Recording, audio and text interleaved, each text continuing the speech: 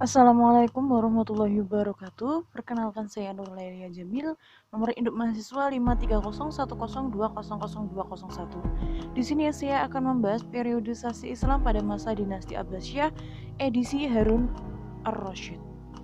Dinasti Abbasiyah adalah dinasti ketiga pada masa periodisasi peradaban Islam. Pada masa itu, Islam berada pada masa puncak kejayaannya. Dinasti Abbasiyah mencapai puncak kejayaannya pada masa kepemerintahan Khalifah Harun ar-Rasyid. Di situ Baghdad menjadi kota dengan peradaban yang sangat tinggi dengan arsitektur dengan bangunan-bangunan yang sangat megah dan penduduknya yang makmur. Yang selanjutnya, Harun ar-Rasyid bernama lengkap Harun Abu Ja'far bin Al-Mahdi Muhammad bin Al-Mansur Abdillah bin Muhammad bin Ali bin Abdillah bin Abbas, lahir di pada tahun 145 Hijriah. Ibundanya bernama Al-Khizran, seorang Walad, sedangkan ayahnya adalah Muhammad Al-Mahdi, khalifah ketiga dinasti Abbasiyah. Walad adalah seorang budak yang melahirkan anak dari tuannya.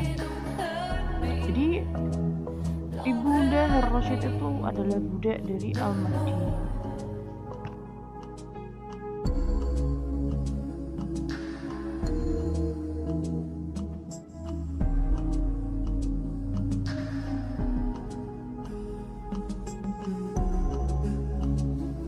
Yang selanjutnya latar belakang keluarga. Khalifah Harun ar-Rasyid menikah dengan 6 istri. 4 diantaranya meninggal dunia ketika ia masih hidup. Keempat istrinya tersebut adalah Zubayyah Ummu Muhammad binti Sa'd al-Miskin, Al-Abbas binti Sulaiman bin Al-Mansur, dan Jasiyah binti Abdullah al-Utsmaniyah. Khalifah ar-Rasyid memiliki 12 anak laki-laki dan 4 anak perempuan. Anak laki-laki antara lain Muhammad al-Am dari istrinya Zubaidah binti Ja'far bin Abu Ja'far, Ali dari istrinya Ahmad al-Aziz, perempuan Musa al-Hadi, Muhammad bin Abu Yakub, Muhammad Abu Abbas, Muhammad Abu Sulaiman, Muhammad Abu Ali, dan Muhammad Abu Ahmad dari beberapa budak perempuannya, dan Abdullah al-Ma'mum dari budak perempuannya yang bernama Murajil.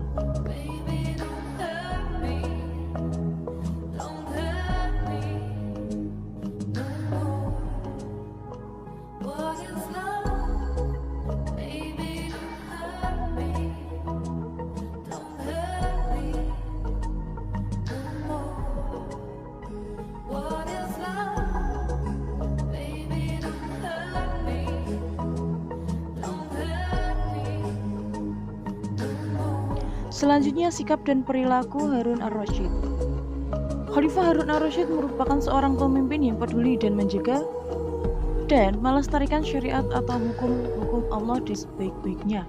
Ada riwayat mengatakan bahwa satu harinya Khalifah Harun ar-Rasyid melakukan sholat sebanyak 100 rakaat. Khalifah ar-Rasyid senang mendengarkan pesan dan nasihat para ulama.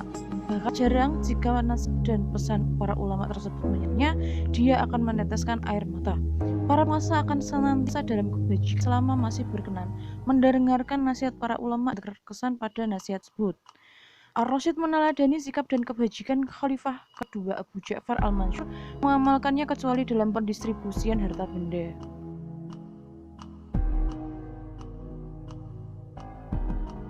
Khalifah Harun ar-Rasyid wafat di Khurasan pada 3 atau 4 Dzulhijjah Tsani 193 Hijriah atau 809 Masehi, setelah menjadi khalifah selama kurang lebih 23 tahun 6 bulan. Seperti ditulis Imam Suyuti, ia meninggal saat memimpin Perang Tus, sebuah perang di Khurasan.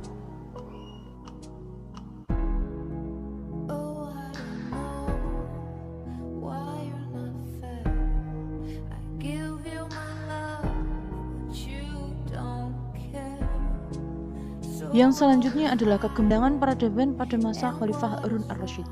Kekhalifahan mencapai puncak kejayaannya baik dari segi kekuatan militer, ekonomi dan kekayaan, ilmu pengetahuan maupun dalam bidang sastra.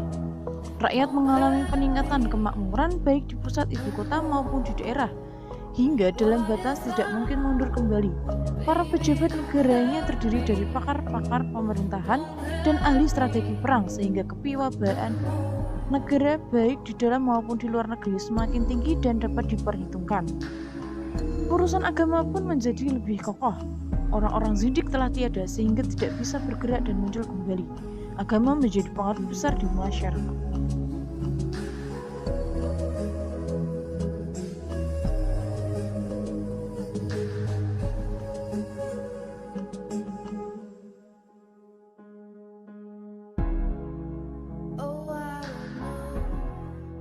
What can I do? What can I say? So to you, I know just me and you. I can. Yang selanjutnya adalah potret pendidikan. Kutab atau maktab awalnya tempat belajar menulis dan membaca serta mengajarkan membaca Al-Quran. Kemudian, lama-kelamaan berkembang menjadi lembaga pendidikan dasar yang bersifat formal yang mengajarkan berbagai ilmu pengetahuan pada masa itu. Pendidikan rendah di istana. Pendidikan rendah di istana adalah untuk anak-anak para pejabat dan didasarkan bahwa pendidikan itu harus bersifat menyiapkan anak didik agar mampu melaksanakan tugas-tugasnya kelak setelah dewasa.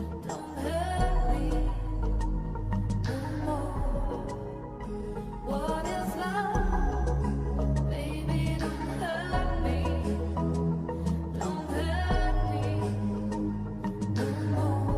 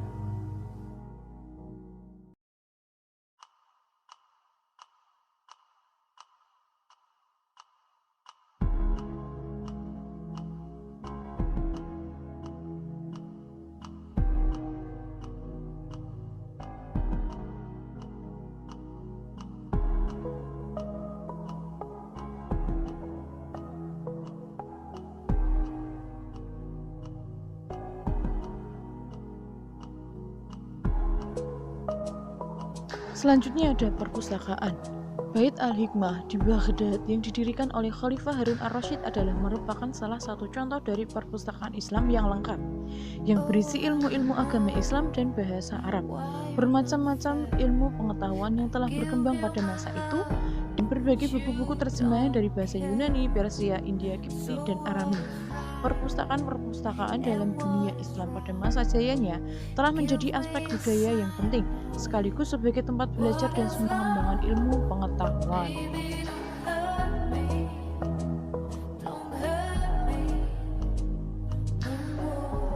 Yang selanjutnya adalah rumah sakit. Pada masa Abbasiyah, rumah sakit bukan hanya berfungsi sebagai tempat merawat dan mengobati orang sakit, tetapi juga berfungsi sebagai tempat untuk mendidik tenaga-tenaga yang berhubungan dengan perawatan dan pengobatan.